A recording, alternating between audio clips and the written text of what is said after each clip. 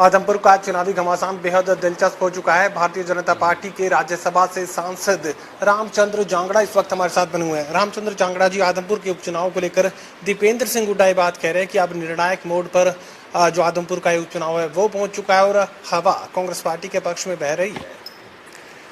दीपेंद्र हुड्डा जी रोहतक से अपनी सीट नहीं बचा पाए, भूपेंद्र हुड्डा जी सोनीपत से अपनी सीट नहीं बचा पाए, तो आदमपुर में कैसे क्लेम करते हैं ये तो उनकी अपनी सोच के ऊपर निर्भर है। ये ख्याली पुलाव पकाने का कोई फ़ायदा तो है नहीं, ना दीपेंद्र हुड्डा के यहाँ कुछ पल्ले है, ना भूपेंद्र हुड्डा के कुछ यहाँ पल्ले है। यहाँ चौधरी भजनलाल की राजनीतिक विरासत है, नरेंद्र जी की पूरे देश में नीतियों का प्रभाव है और मनोहर लाल जी का समान विकास का पूरे हरियाणा के अंदर एक मंत्र है। वो सारी चीज़ें मिलके हमारे उम्मीदवार भव्य बिश्नोई के पक्ष में जाती हैं।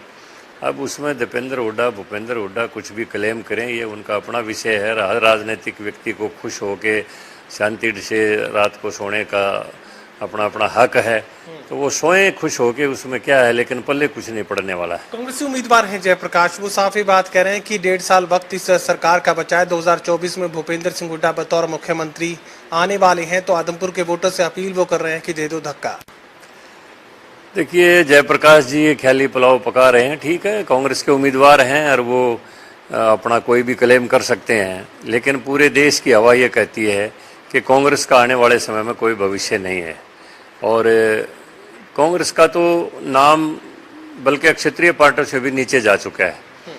तो यहाँ तक कि साउथ में और पूर्वोत्तर में भी हमारे सरकार, भारतीय जनता पार्टी की सरकारें आज चल रही हैं। त्रिपुरा में हमारी सरकार है, मणिपुर में हमारी सरकार है, असम में हमारी सरकार है।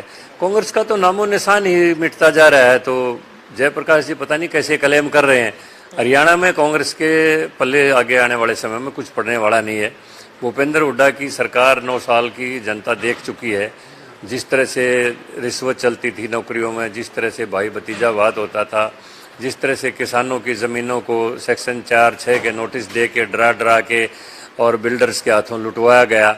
CLU एक उद्योग था हरियाणा में, नौकरियां एक उद्योग था हरियाणा में, स्थानांतरण एक उद्योग था हरियाणा में। पूरी तरह से भ्रष्टाचार और नेपोटिज्म, भाई भतीजावाद के जबड़ों में जकड़ा हुआ हरियाणा था, उसको मनोहर लाल जी ने मुक्ति दिलवाई है। तो ये सारी बातें जनता के सामने हैं। भूपेंद्र हुड्डा के पल्ले कुछ नहीं है। जयप्रकाश जी अगर उनका नाम लेके वोट लेना चाहते हैं तो मैं समझता हूं कि ये जयप्रकाश जी की नासमझी है। आदमपुर उपचुनाव में ओबीसी वोटर्स का क्या मूड, क्या ट्रेंड आपको नजर आ रहा है? देखिए, पूरे देश में जब से नरेंद्र भाई मोदी जी प्रधानमंत्री बने हैं, भारतीय जनता पार्टी के पक्ष में ओबीसी समाज खड़ा हो गया है। और आज भारतीय जनता पार्टी भी इस बात को मानती है और मोदी भाई जी भी मानते हैं कि भारतीय जनता पार्टी का आधार वोट बैंक है वो पिछड़ा वर्ग है। तो ओबीसी के बारे में तो किसी को सोचने की जरूरत नहीं है। ओबीसी तो जिस तरह से कभी कभी आंख बंद करके कांग्रेस को वोट देता था, आज आंख बंद करके नहीं, आज आंख खोल के नरेंद्र भाई मोदी जी की नीतियों पर विश्वास करते हुए बीजेपी के पक्ष में वोट देता है।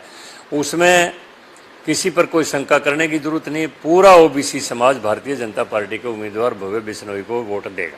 चलिए, बीजेपी के राज्यसभा सांसद रामचंद्र जांगड़ा साफ ये बात कर रहे हैं कि आदमपुर उपचुनाव में भारतीय जनता पार्टी के उम्मीदवार भव्य बिश्नोई जीत की तरफ बढ़ रहे हैं और ओबीसी वोटर्स का भरपूर समर्थन भारतीय जनता पार्टी को मिल रहा है। सहयोगी कमल के साथ doctor Mahesh Kumar, total news, Hisar.